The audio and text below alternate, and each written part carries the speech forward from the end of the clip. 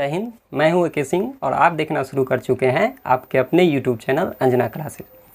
दोस्तों, आज जो मेरा टॉपिक है वो मेरा करंट का टॉपिक है, जो वर्तमान में आप देख रहे हैं कि इजराइल और फ़िलिस्तीन के बीच जो बमबारी हो रही है, रॉकेट जो लॉन्च किया जा रहा है, तो आखिर ये समझेंगे कि दोनों के बीच विवाद कैसी है। और जो इसको हालिया रिपोर्ट में ऐसा बताया जा रहा है कि ये कहीं ना कहीं जो तीसरे वर्ल्ड वार की क्या इसमें झलक दिखाई दे रही है, तो इस चीज़ को हम बारीकी से समझेंगे। फ़िलहाल का जो करंट है, करंट न्यूज़ में हम आपको बता दें कि पिछले 7 मई को, यानी 7 मई को शुक्रवार के दिन यरूशलेम, जो कि इजराइल का एक पवित्र स्थल है, इजराइल में जो यरूशलेम है, उस यरूशलेम में जो एक मस्जिद है अल अक्सा मस्जिद में क्या हुआ था कि उसके बाहर इजरायली सेना और जो इस्लाम धर्म, जो रमज़ान का महीना चल रहा था, तो दोनों के बीच कुछ झड़प हो गए। ठीक उसके 2 दिन बाद, यानी 9 या 10 मई को, 9 से 10 मई को इजराइल जो है अपना जेरूसलम दिवस, जो इसको हम आगे समझेंगे कि ये जेरूसलम दिवस क्या होता है, तो वो जब जेरूसलम दिवस मना रहा था, उस उपलक्ष्य में ये हमास जो है, इजराइल इसको अपना आतंकी संगठन मानता है। तो हम समझेंगे कि ये हमास जो है इसके ऊपर क्या किया है, रॉकेट दाग दिया। बदले में इजराइल ने भी जवाबी कार्रवाई में इसके ऊपर क्या किया है, रॉकेट दागा है। तब हम इसको समझते हैं कि आखिर ये इजराइल और फ़िलिस्तीन के बीच विवाद क्या है, ये हमास कौन है और इसका इतिहास क्या है। इसको समझने से पहले आपको हम लोकेशन दिखाएंगे, जो आपके स्क्रीन के ऊपर यहाँ दिख रहा है कि ये इजराइल है आखिर कहाँ। देखिए दोस्तों, यहाँ पे आप देख रहे होंगे कि जो इजराइल है, ये पूरा मैप आपको एशिया का दिख रहा होगा। इसमें इजराइल जो यहाँ देश है, ये इजराइल मिडिल ईस्ट का एक देश पड़ता है। इसका लोकेशन आपको हम दाहिने साइड दिखाने, यानी पूर्व दिशा में देखिएगा, तो इसका जो बाउंड्री साझा है, ये सीरिया से साझा करता है, जॉर्डन से साझा करता है। अगर पश्चिम दिशा की बात करेंगे तो ये अफ्रीका महादेश का एक देश मिस्र से साझा करता है। तो हम देखेंगे कि ये तो आप देख लिए कि ये इसका क्या है, ये इसका स्ट्रक्चर है, यानी कि इसका लोकेशन आपको दिखा दिए। उसके बाद इसमें आपको चर्चा होगा एक गोलन पहाड़ी। आपकी स्क्रीन के ऊपर हम बड़ा करके दिखा रहे हैं कि ये जो आपकी स्क्रीन के ऊपर दिख रहा है, सीरिया वाले भाग में ऊपर से आपको दिखेगा गोलन पहाड़ी। इधर आप आइएगा तो जॉर्डन के भाग में आपको वेस्ट बैंक दिखेगा, और उसके आप मिस्र वाले भाग में देखिएगा तो आपको गाजा पट्टी दिखेगा। तो ये लोकेशन को आपको ध्यान रखना है, क्योंकि आगे आपको पूरा इतिहास समझने में ये जो लोकेशन है आपको काम देगा।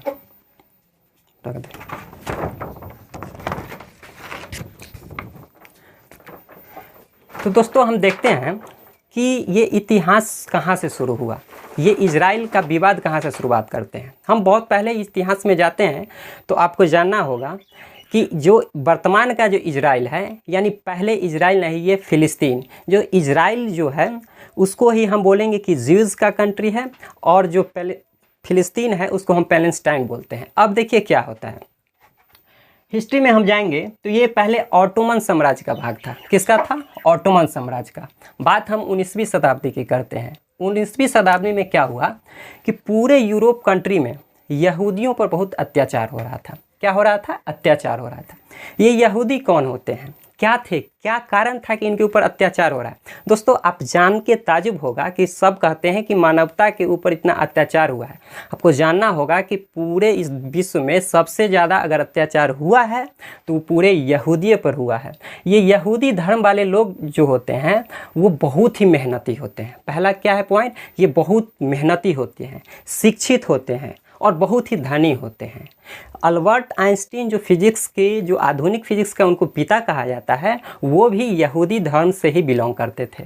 तो क्या हुआ था कि 19वीं शताब्दी में यूरोप में यहूदी पर अत्याचार हो रहा था। उसी वक्त ब्रिटेन का, आपको जानना होगा कि ब्रिटेन क्या था, जैसे अपना आज का जो वर्तमान, ये दोस्तों इसमें आप देखिएगा कि सारा कहानी आपको वही नज़र आएगा जो वर्तमान में आप भारत और पाकिस्तान का जो हिस्ट्री देख रहे हैं, वही सारा कर्म करा के कौन गया है, यही ब्रिटेन गया है।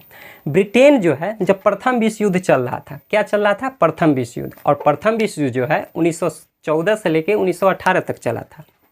जब प्रथम विश्व युद्ध चला था तो प्रथम विश्व युद्ध में यहूदियों का साथ लेने के लिए ब्रिटेन ने एक गेम खेला। ब्रिटेन कौन सा गेम खेलता है? यहूदियों से बोला कि तुम अगर हमको प्रथम विश्व युद्ध में हमारा साथ देते हो। साथ क्यों देगा? क्योंकि ये लोग बहुत धनी थे, शिक्षित थे और मेहनती लोग थे। तुम अगर मेरा साथ देते हो तो तुम्हारे ऊपर जो अत्याचार हो रहा है, तुम्हारा अपना कोई अभी वर्तमान का कोई देश नहीं है, तो तुमको हम बसने के लिए एक देश देंगे और उस देश में आपको जो फिलिस्तीन है यानी फिलिस्तीन का भाग हम आपको दे देंगे। तो ये वादा कौन कर देता है? अंग्रेज, कि प्रथम विश्व युद्ध में यहूदियों को हम फिलिस्तीन दे देंगे। कब? जब तुम मेरा साथ दो। लेकिन ये अंदर ही अंदर एक सीक्रेट जो है सहमति और दूसरा से भी कर लेता है, यानी दूसरे लोग से भी कर लेता है। देखिए क्या करता है। ब्रिटेन, फ्रांस और रूस, ब्रिटेन, फ्रांस और रूस जो है उस समय सब साथ मिलकर युद्ध लड़ रहा था, प्रथम विश्व युद्ध। तो उसमें बोला जाता है कि उसको बोला कि अगर ये ऑटोमन साम्राज्य जो बहुत बड़ा साम्राज्य था, ऑटोमन साम्राज्य यानी प्रथम विश्व युद्ध समाप्त हो जाएगा तो जो ऑटोमन साम्राज्य होगा उसका जो जीता हुआ क्षेत्र होगा उसको हम अपने अपने सुविधा के अनुसार हम लोग बंटवारा करेंगे। तो देखिए यहाँ से गेम क्या खेला है। पहले बोलता है यहूदियों लोग को कि तुम मेरा प्रथम विश्व युद्ध में साथ दो तो हम तुमको बसने के लिए क्या देंगे? एक देश देंगे। और साथ ही साथ ब्रिटेन, फ्रांस और रसिया से क्या कहता है कि हम लोग अगर अपने हिसाब से जीतेंगे तो हम लोग अपने अपने जगह का बंटवारा करेंगे। साथ ही साथ सबसे बड़ा गेम चेंजर होता है कि जो पूरे जो मुस्लिम कंट्री यानी अरब देश वाले जो थे, तो अरब देश वाले लोग से ये बोलते हैं कि तुम अगर हमको इस ऑटोमन साम्राज्य के खिलाफ अगर तुम मेरा साथ देते हो तो जो फिलिस्तीन वर्तमान में दिख रहा है ये हम तुमको दे देंगे। तो ये 3 जगह वादा करता है। 3 जगह क्या कर दिया? एक यहूदी को बोल रहा है देने के लिए, एक दे रहा है कि हम अपने में बांट लेंगे, और एक अरब देश वाला से भी ये लोग वादा कर लेता है। देखिए तो सारा गेम यहाँ अंग्रेज खेल के चला गया। अब उसके बाद क्या होता है? प्रथम विश्व युद्ध की समाप्ति होती है। जब प्रथम विश्व युद्ध की समाप्ति होती है तो जो फिलिस्तीन वाला जो एरिया था दोस्तों, जो फिलिस्तीन वाला एरिया था ये क्या कर लेता है? ये ब्रिटेन अपने कब्जे में ले लेता है। यहूदियों से वादा किया था कि तुमको हम उसका देश देंगे, लेकिन वादा में ये क्या करता है कि उसको अपने कब्जे में ले लेता है। और कब्जे में लेता है और थोड़ा वादा को ख्याल करते हुए क्या करता है कि जो प्रवासी यानी बहुत सारे यहूदी क्या थे? प्रवास हो रहे थे। प्रवास कहने का अर्थ है कि जब उनके ऊपर पूरे यूरोप में अत्याचार हो रहा था तो वो जगह जगह भटक रहे थे, और ज़्यादातर उसकी संख्या कहाँ थी? इजराइल। जो वर्तमान में आपको इजराइल दिख रही है उस समय वो फिलिस्तीन था। तो फिलिस्तीन में उसको क्या किया जाता है कि वहाँ पे प्रवासियों की संख्या क्या होती है? बढ़ोतरी होती है प्रथम विश्व युद्ध के बाद। यानी लगभग बताया जाता है कि पूरे विश्व का जब हम आंकड़ा लेंगे तो 3% यहूदी पहले कहाँ था? फिलिस्तीन में, और उसका संख्या कितना हो गया? 30%। लेकिन अंदर ही अंदर आपको ध्यान देना है कि जो तीसरा जो वादा किया था अरब देश वाले को, अरब देश वाले से क्या वादा किया था कि तुम ऑटोमन साम्राज्य के खिलाफ अगर मेरा साथ देते हो तो हम तुमको फिलिस्तीन दे देंगे। लेकिन ये फिलिस्तीन दिया नहीं दिया।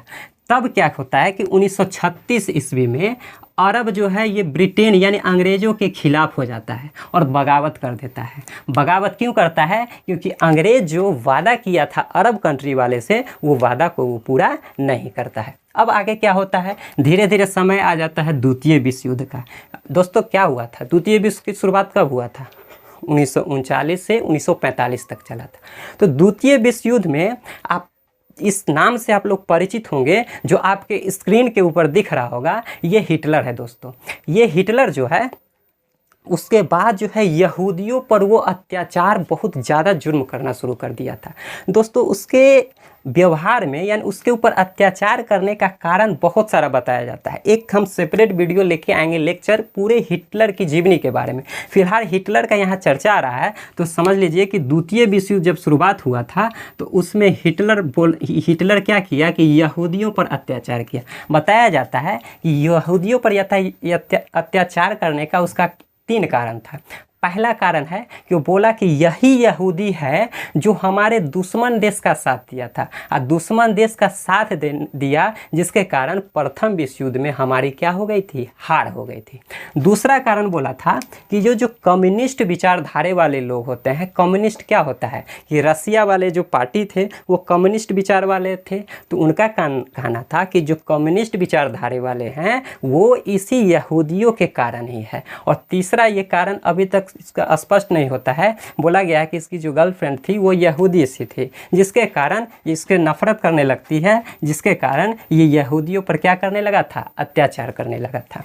अब देखिए अत्याचार इस ढंग से करता था कि पूरे विश्व में यानी जहाँ जहाँ यहूदियों रहता था उस यहूदी को बोला गया, उसका मिशन ये था कि पहले यहूदी को खोजो और उसको मारो। उसको मारने के लिए दोस्तों वो क्या कर रहा था, हिटलर एक डेथ कैंप बनाया था। उस डेथ कैंप में क्या था कि जितने यहूदी को पकड़ पकड़ के लाते था, जहाँ जहाँ जिस देश में से जहाँ यहूदी पकड़ाता था उसको लेके आता था और उसको डेथ कैंप में दोस्तों बताया जाता है कि पूरा जहरीली गैस चैम्बर यानी इतना खतरनाक जो गैस का चैम्बर था उसमें वो रख देता था यहूदियों को मारने के लिए। तो इतना सारा काम कौन किया, हिटलर। किसके ऊपर, यहूदी के ऊपर।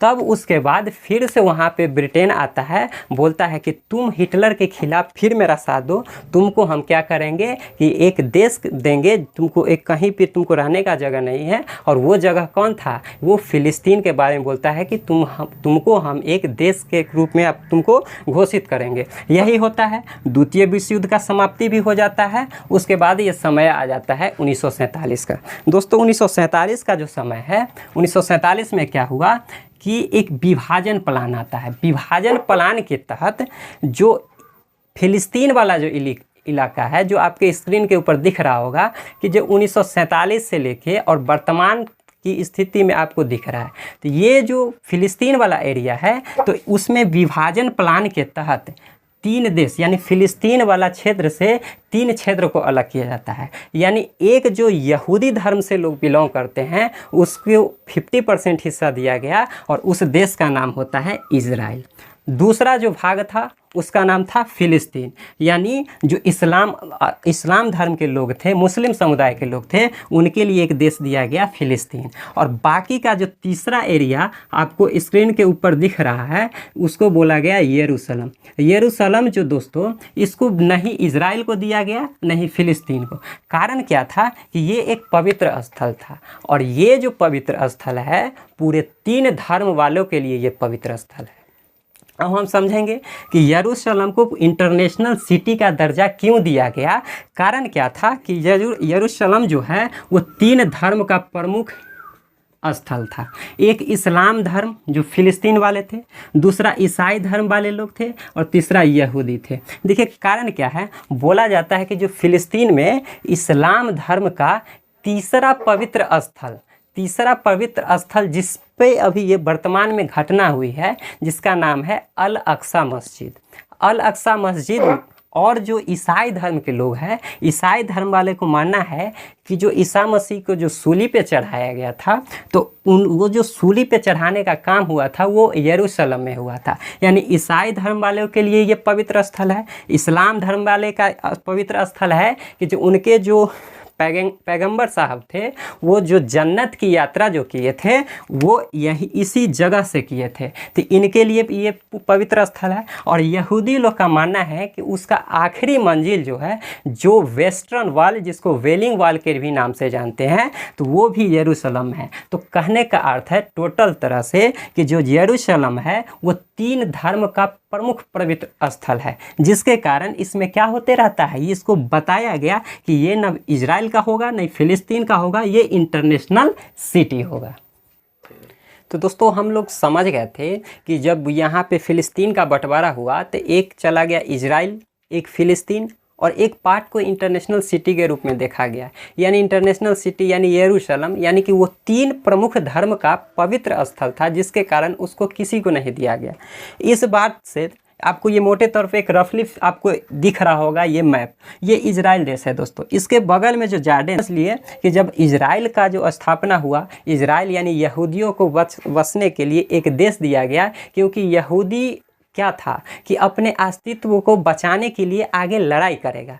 उस झगड़े को, उस लड़ाई को हम समझेंगे, उसको हम कंबाइंड रूप से नाम देते हैं इजराइल अरब युद्ध। दोस्तों देखिए, इजराइल एक यहूदी कंट्री हो गया, अब इसको हम अरब युद्ध बोल रहे हैं। यानी अरब युद्ध इसलिए बोल रहे हैं कि अरब देश का यानी अरब प्रायद्वीप का जितने भी मुस्लिम कंट्री थी, इस युद्ध में कंबाइंड रूप से वो इजराइल के विरुद्ध युद्ध लड़ता है, जिसके कारण इसको हम इजराइल अरब युद्ध के नाम से जानते हैं। ये 3 भाग में उस समय देखा गया था। पहला युद्ध हम देखते हैं कि 1948 ईस्वी में, यानी कि जैसे ही इजराइल की आज़ादी होती है, इजराइल यानी यहूदियों को एक देश मिलता है इजराइल, तो ठीक उसी समय एक साल यानी 1948-49 ईस्वी की बात है कि नीचे से इधर से मिस्र आ जाता है, ऊपर से सीरिया आ जाता है और नीचे से जॉर्डन आ जाता है। तीनों मिल के युद्ध करता है कि हम इजराइल को क्या करेंगे, अपने कब्जे में लेंगे। यानी फिलिस्तीन के लिए ये लड़ाई हो रहा था, यानी इस्लाम धर्म को बचाने के लिए। लेकिन ये गया था इजराइल को तीनों देश मिलके, यानी चारों देश मिलके हराने के लिए कि इससे हम क्या करेंगे, इसकी ज़मीन को छीनेंगे। लेकिन उल्टा क्या हुआ कि ये सबको हार का सामना करना पड़ा, और हार का सामना ही नहीं करना पड़ा, और इजराइल जो है अपने सीमा में भी उसकी बढ़ोतरी हो गई। सीमा में बढ़ोतरी होने का कारण कि पूरे विश्व में एकमात्र देश एक इजराइल ही ऐसा है कि वो अभी भी अपना पूरा बाउंड्री वो क्लियर नहीं करता है। उसका कहना है कि मेरा बाउंड्री फिक्स नहीं है, यानी मेरा जो सीमा है, बॉर्डर सीमा है, वो क्या हो रहा है, विस्तार हो रहा है। तो पहला युद्ध हो गया था 1948-49 में। ठीक उसके बाद जो वर्तमान की घटना है, जिसको जेरूशलम दिवस बोलते हैं, ये 1967 ईस्वी में दोस्तों, इस युद्ध को हम 6 डे वार कहते हैं। 6 डे वार इसलिए कहते हैं कि ये 6 दिन के अंदर में इजराइल इतना डेवलप था, उसके पास टेक्नोलॉजी इतनी हाई थी, यहूदियों के पास इतनी शक्ति थी कि वो मात्र 6 दिन के अंदर में इस पूरे जितने भी अरब देश थे उसको 6 दिन के अंदर में हरा दिया था। इसमें कौन कौन था, मुख्य रूप से ऊपर से आया था सीरिया, नीचे से आया था जॉर्डन, और एक साइड से कौन आया था, मिस्र। लेकिन इसमें उसको हार का ही सामना नहीं करना पड़ा दोस्तों, हार के साथ साथ उसको अपनी ज़मीन भी उसको गंवानी पड़ी। यानी कुछ ऐसे भी क्षेत्र थे जिसको इजराइल जो है अपने कब्जे में ले लेता है, और उस क्षेत्र की चर्चा जब वीडियो की शुरुआत किए थे उसी समय बोल दिए थे।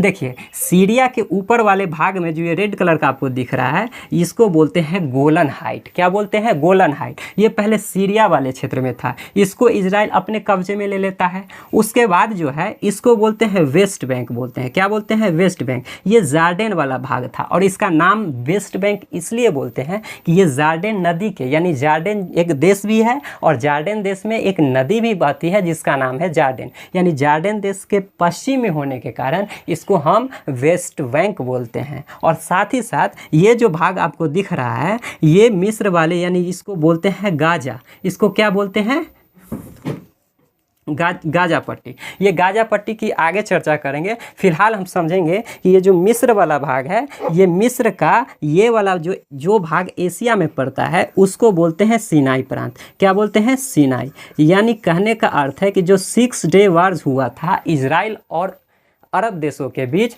उसमें सीरिया भी अपना कुछ ज़मीन को गंवा दिया, जॉर्डन भी गंवा दिया और मिस्र भी गंवा दिया। ठीक इसके बाद में इस सिनाई प्रांत को कुछ समझौते के तहत इजराइल इसको वापस कर दिया था, और वो समझौता हुआ था 1973 में। देखिए 1973 में क्या हुआ था कि मिस्र सीरिया को क्या लगा कि हमारी ज़मीन क्या हो गई है, इजराइल अपने कब्जे में ले ली है, तो फिर से अटैक कर देता है। इस सुधरा नहीं था। देखिए 1948-49 में हार के गया, 1967 में 6 दिन के अंदर में पूरा अरब वाले को हरा दिया। फिर भी इसको लगा कि हम इजराइल को क्या करेंगे, फिर से हरा देंगे, उसकी ज़मीन को छीन लेंगे। लेकिन उल्टे में गया था, भलाई करने हो क्या गया। देखिए क्या हुआ कि जो 1973 ईस्वी में मिस्र और सीरिया को लगा कि हम अपनी ज़मीन को वापस लाएंगे, लेकिन उल्टा क्या हो गया, वापस नहीं आया।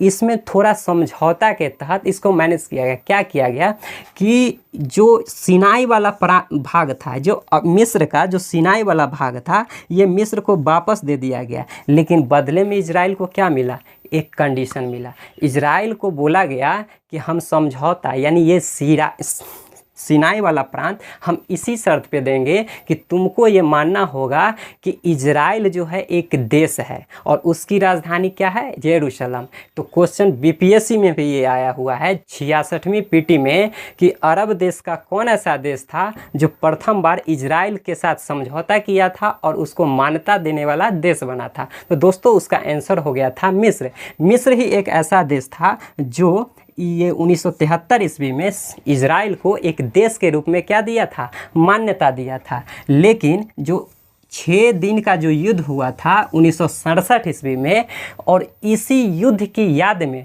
क्योंकि इजराइल जो है इस 6 दिन के अंदर में पूरे अरब वाले को क्या कर दिया था, हरा दिया था, उसी जीत के उपलक्ष्य में इजराइल जो है जेरूशलम दिवस मनाता है। और ये जो युद्ध हुआ था दोस्तों 5 से लेके 10 जून 1967 के बीच। तो आपके मन में ये प्रश्न आ रहा होगा कि सर ये तो 5 से 10 जून की बात है और वर्तमान की जो घटना हुई है 9 से 10 मई की हुई है। तो दोस्तों आपको जानना होगा कि 5 से 10 जून ये हम लोग के कैलेंडर के अनुसार, लेकिन अगर एग्जैक्ट डेट की बात करेंगे तो इजराइल में हिब्रू कैलेंडर चलता है। तो हिब्रू कैलेंडर के अनुसार उसकी वर्तमान जो यरूशलेम दिवस है वो 9 से 10 जून की हुई थी। तो उसी जेरूशलेम दिवस के उपलक्ष्य में जिस दिन ये युद्ध की याद में वो दिवस को मनाता है, तो अरब वाले को इस दिन को याद करके बहुत ही खफा होते हैं और उसके बाद आए दिन इजराइल पे ऐसी घटना यानी अटैक होते रहता है। तो वर्तमान में जो ये घटना हुई थी इजराइल और फिलिस्तीन के बीच, पहले हो गया शुक्रवार के दिन अल अक्सा मस्जिद पे इजरायली सेना और फिलिस्तीनियों के बीच झड़प हो गई थी। ठीक उसके 2 दिन बाद क्या हुआ था कि जो अपना जेरूशलेम दिवस मना रहे थे तो उसके हमास एक आतंकी संगठन, दोस्तों ये हमास जो है ये फिलिस्तीन के, जैसे अपने देश में क्या था पहले जब राष्ट्रवादी आंदोलन चल रही थी तो उस वक्त नरम दल और गरम दल का था। यानी गरम दल में क्या थे, चंद्रशेखर आज़ाद, भगत सिंह। तो ये भी तो अपने देश की मतलब आज़ादी के लिए लड़ाई लड़ रहे थे। वही हाल है कि फिलिस्तीन की अपनी खोई हुई ज़मीन को वापस लाने के लिए ये हमास जो आतंकवादी, ये आतंकवादी संगठन दोस्तों ये इजराइल द्वारा दिया गया, ये इसको बोलता है कि ये आतंकवादी संगठन है, लेकिन हकीकत ये है ये फिलिस्तीन यानी जो ज़मीन पूरे 100% पहले फिलिस्तीन की थी, तो उसकी ज़मीन, अपनी ज़मीन को वापस लाने के लिए वो ऐसी घटनाएं होती रहती है।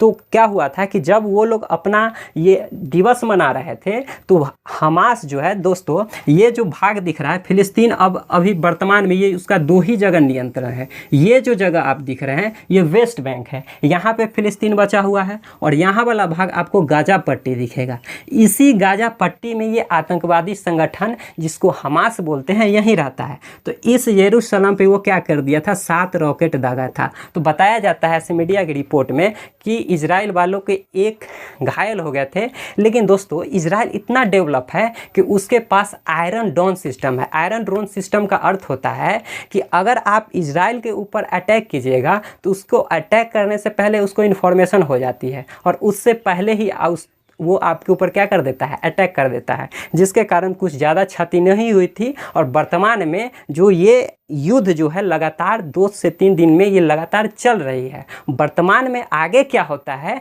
इसके लिए जैसे ही अपडेट आता है हम आपको देते रहेंगे। तब तक के लिए धन्यवाद।